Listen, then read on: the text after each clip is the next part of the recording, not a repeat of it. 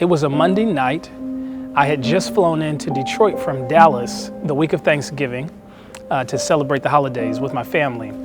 And probably about 20 minutes after me entering the house and relaxing and enjoying my family, we noticed a rustling at our door, and no one rang the doorbell, no one knocked on the door. You could just tell that someone was at the door. And the rustling went to a berating and then almost a beating down of the door. And I immediately responded and went to find a pistol or weapon, something to defend us. My mom and my sister jumped up, and just as fast as it happened, it stopped.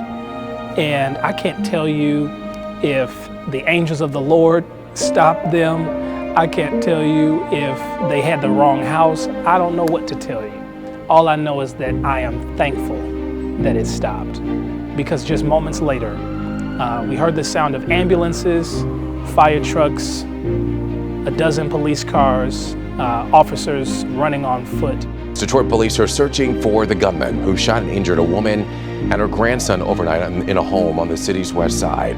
In cold blood overnight, a 61-year-old grandmother and her 25-year-old grandson were both found in this home, both with gunshot wounds around 12:55 a.m. We watched our neighbors being wheeled out that night on stretchers, and those that attempted to do harm to us ended up murdering our neighbors. It was absolutely horrible, absolutely horrible. I'm extremely thankful. I'm extremely grateful to have the opportunity to sit here and to have this conversation with you, because they don't get to. They don't have that chance again. And the main reason that I'm doing this, the main reason that I'm in this camera today, is because you need to know that it's closer to you than you think, and that we must be aware. And you may say, well, you know, I wouldn't wish that upon anyone. None of us would. Just yesterday, I got the news that some friends of mine in a state that I'd lived in prior to me living here, that they were gunned down in their home by their son. Absolutely a horrible tragedy. And those that surrounded them in their community never thought that something like that could ever happen. And I am not wishing that this would happen. I am not saying that it is going to happen. What I am saying is that it is possible, and it is something that we need to be more aware of.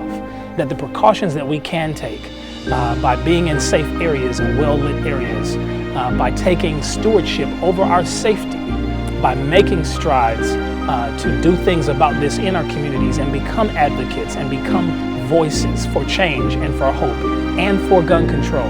It is important.